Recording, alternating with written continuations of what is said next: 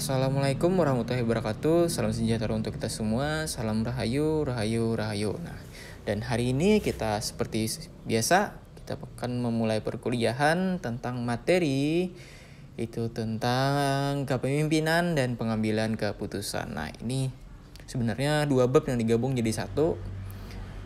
Dan kedua bab ini saling berkaitan satu sama lain. Nah, kita akan bahas pertama tentang kepemimpinan.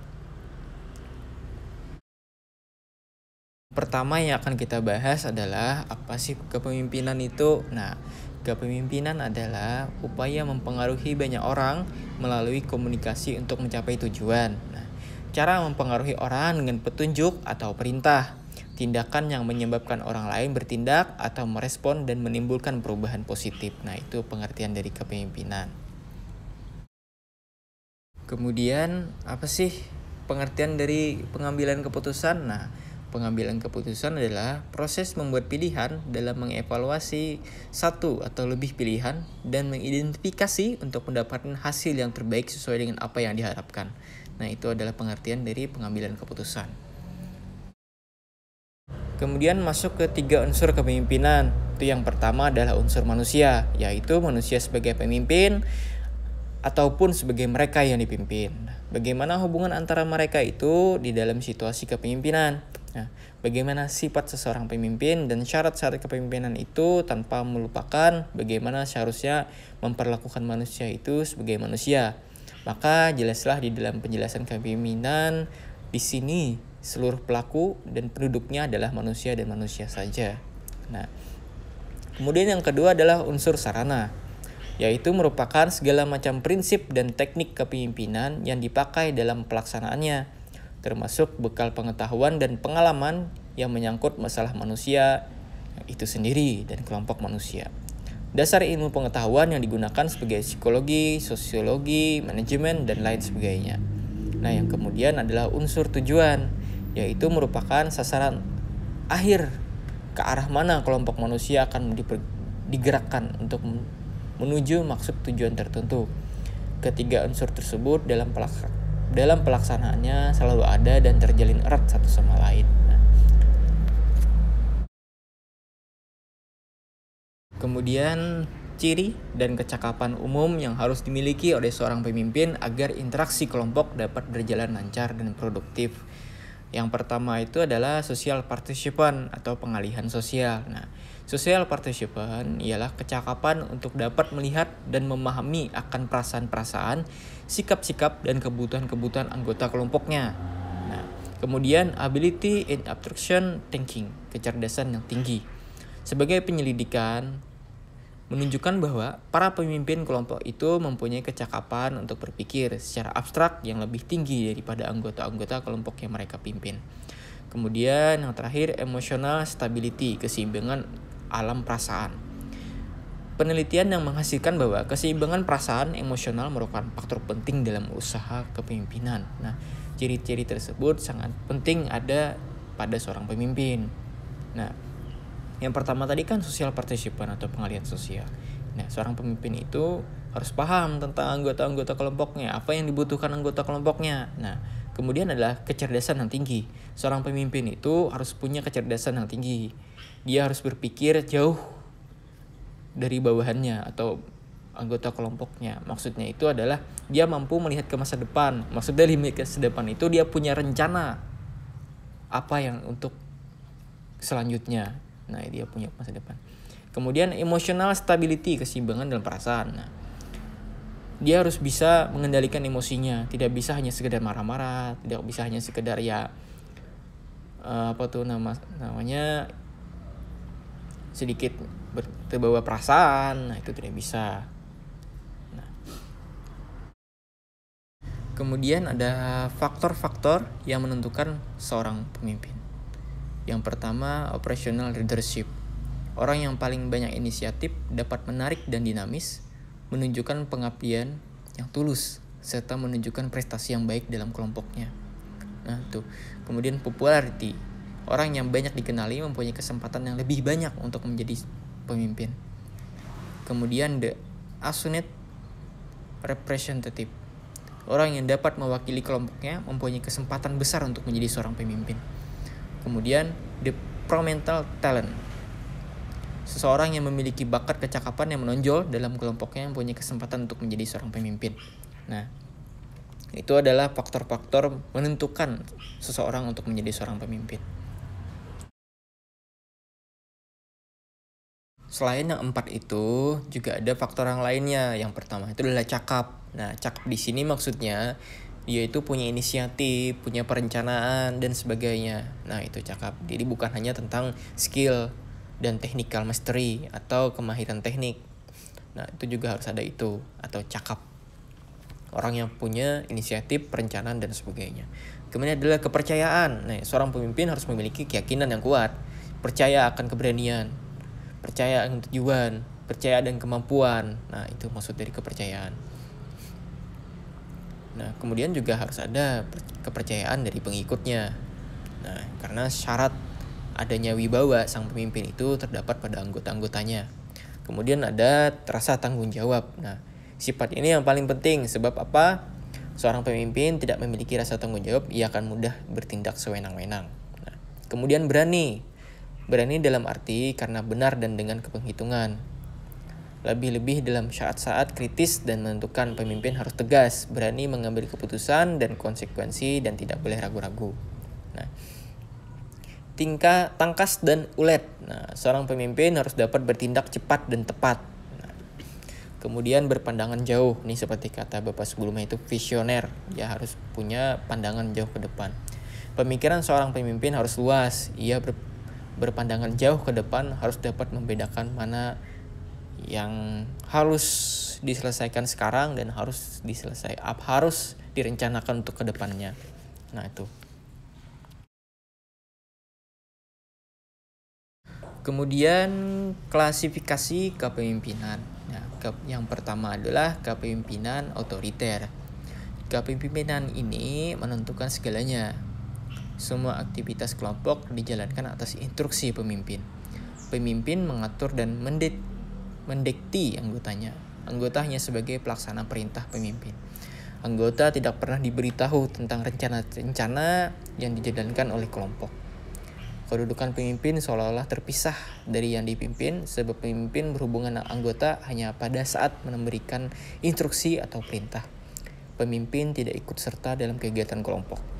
Pemimpin yang otoriter memiliki kekuatan yang absolut atau mutlak, berbeda dengan kepemimpinan yang demokratis. Pemimpin otoriter menentukan kebijaksanaan kelompok. Ia sendiri yang membuat sebagai besar perencanaan. Ia sendirilah yang secara penuh menentukan kegiatan kelompok, mendikti kegiatan anggota kelompok serta pula hubungan anggota kelompok, membuat keputusan atas hadiah dan hukuman bagi kelompok. Oleh sebab itu, nasib setiap individu di dalam kelompok berada di tangan pemimpin. Nah, ini pemimpin otoriter ini semuanya terserah pemimpin. Anggota hanya melaksanakan apa kata pemimpin. Nah, tidak bisa protes-protes. Nah, semuanya mutlak di tangan pemimpin. Kemudian kepemimpinan demokratis. Nah, di sini ada kerjasama antara pemimpin dan anggotanya. Semua kegiatan kelompok dijalankan atas keputusan bersama. Semua perencanaan dan langkah-langkah pekerjaan ditentukan secara musyawarah. Anggota memahami benar rencana kerja kelompok karena mereka ikut serta membuat, membicarakan, dan memutuskan. Dengan sendirinya, pemimpin ikut serta dalam kehidupan anggota-anggotanya. Pemimpin demokratis berusaha untuk menampilkan keterlibatan dan keikutsertaannya dalam memaksimalkan anggotanya. Nah, jadi di kepemimpinan demokratis ini, pemimpin itu juga ikut andil dalam melakukan atau mencapai tujuan bersama dalam kelompok tersebut. Berbeda dengan otoriter tadi. Otoriter tadi kan semuanya mutlak dari pemimpin. Nah, tapi demokratis ini juga ada ikut campur ketua atau pemimpin dengan bawahannya. Karena sama-sama membuat. Maksudnya itu membuat proses.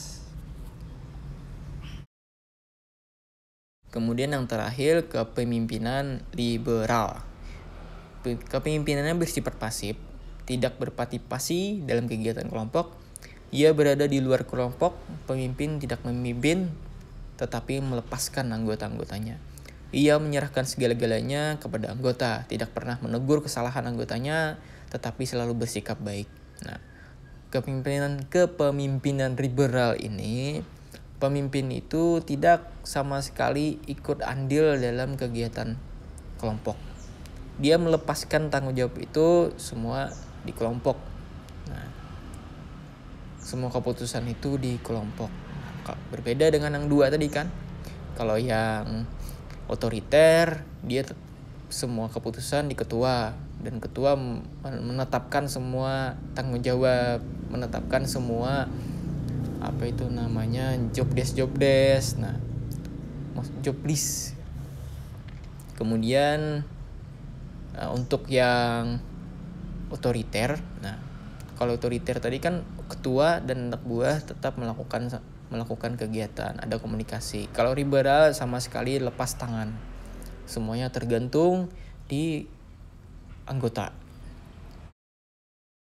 Kemudian fungsi kepemimpinan. Nah, yang pertama adalah membantu menetapkan tujuan kelompok. Nah, pemimpin adalah membuat polisi marker, yaitu membantu kelompok dalam menentukan tujuan apa yang hendak dicapai, kemudian merumuskan rencana kerja guna mencapai tujuan yang sudah ditetapkan. Sebagai pelaksana, pemimpin mengkoordinir kegiatan-kegiatan semua anggota kelompok sesuai dengan rencana yang telah ditetapkan.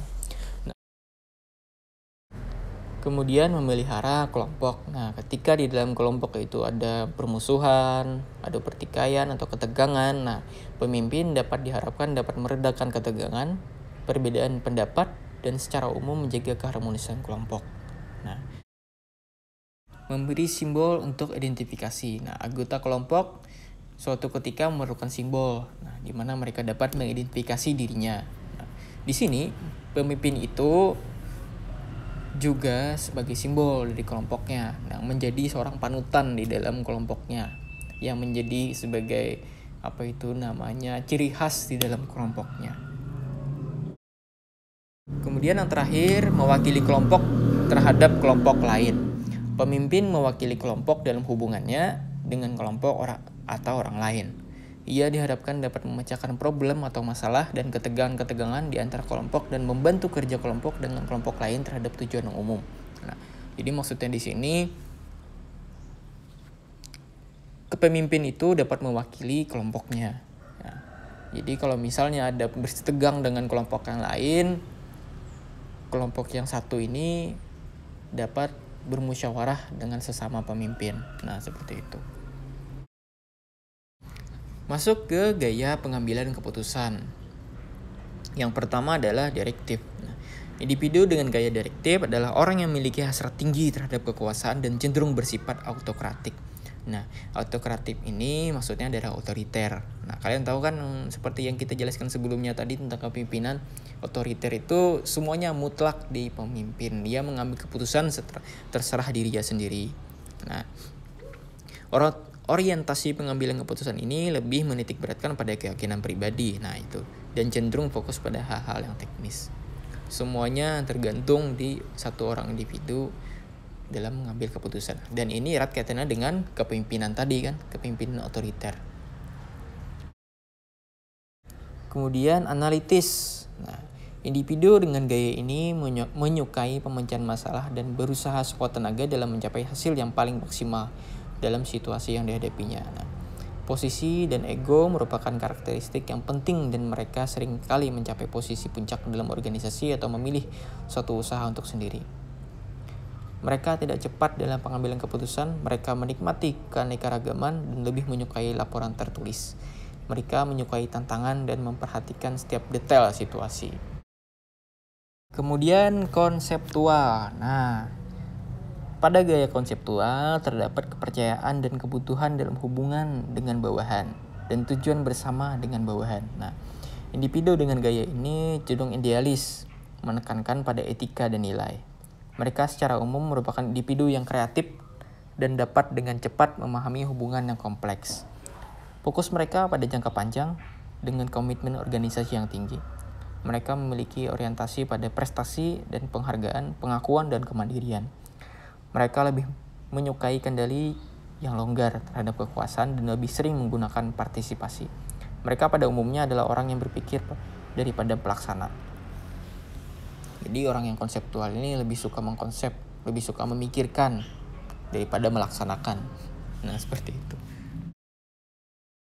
Kemudian yang terakhir adalah behavioral. Nah, untuk behavioral ini, individu dengan gaya ini cenderung sportif dan memperhatikan kesejahteraan bawahannya. Mereka memberikan konseling, terbuka dalam menerima saran-saran, mudah berkomunikasi, menunjukkan sikap yang hangat, empati, persuasif, memiliki keinginan untuk kompromi, dan memberi kelonggaran kendali. Nah, ini yang behavioral. Ada 5 model aturan di dalam pengambilan keputusan kelompok sebagai cara memecahkan perbedaan pendapat di dalam kelompok. Yang pertama adalah unanimity. Diskusi berfungsi untuk menekan kelompok yang devian. Maksud dari devian itu adalah kelompok-kelompok yang menyimpang untuk tetap conform atau tetap patuh. Kemudian yang kedua, majority wins. Diskusi berfungsi menguatkan posisi mayoritas. Nah, mayoritas itu adalah himpunan bagian dari suatu himpunan yang jumlah elemen di dalamnya mencapai lebih dari separuh himpunan tersebut. Nah, yang kemudian adalah yang ketiga, truth wins. Diskusi memunculkan posisi yang dianggap benar. Nah, kemudian yang keempat, two-thirds majority. Kepatuhan kelompok diambil hanya jika tercapai mayoritas 2/3. Kemudian yang terakhir, first shift. Kelompok mengambil keputusan konsisten dengan peralihan opini yang pertama kali dikemukakan oleh anggota kelompok. Masuk ke paparan selanjutnya, yaitu tentang brainstorming. Brainstorming atau yang disebut sebagai curah pendapat, nah itu artinya adalah metode untuk memunculkan penyelesaian masalah yang kreatif dengan mendorong anggota kelompok untuk melemparkan ide sembari menahan kritik atau penilaian. Nah, jadi di dalam brainstorming ini kita secara spontan memaparkan ide-ide yang ada yang kita pikirkan. Nah, apa aja yang ada di pikiran itu disampaikan saja, biarpun itu menyeleneh atau tidak masuk akal tetap disampaikan. Nah, nanti di dalam kelompok itu dicari satu keputusan yang menurut kelompok itu bagus. Nah, sampai di sini dulu materi saya tentang kepemimpinan dan pengambilan keputusan. Terima kasih yang sudah mendengarkan paparan saya dari awal hingga akhir. Berbicara tentang kelompok, individu lebih senang mengambil keputusan secara kelompok daripada mengambil keputusan secara individu. Karena efeknya itu akan lebih berasa ketika mengambil keputusan secara individu. Contohnya misalnya, ada tugas kelompok yang harus selesai minggu depan. Akhirnya tidak diselesaikan anggota kelompok tersebut. Maka konsekuensinya akan dibagi rata. Entah nilainya kah yang kurang semuanya, entah apa. Nah, kemudian apabila ada contoh lainnya ya, yang individu, apabila ada tugas yang tidak diselesaikan secara individu, nah itu konsekuensinya kan akan ditanggung oleh orang tersebut, nah tidak secara kelompok. Nah, oleh karena itu orang lebih suka mengambil keputusan secara berkelompok daripada individu. Kalau berkelompok itu bisa dibagi rata, kalau individu itu sandang sendiri atau konsekuensinya terima sendiri. Jadi kata orang Banjar itu, kalau misalnya berkelompok itu kawa dibagi rata semua kesaliur, kata orang Banjar. Kalau misalnya tadi kesalahannya individu, kalau pengambilan keputusan secara individu, maka jadi orang Banjar sandang saurangan. Nah, seperti itu. Terima kasih banyak. Wabillahi taufiq wal hidayah. Wassalamualaikum warahmatullahi wabarakatuh.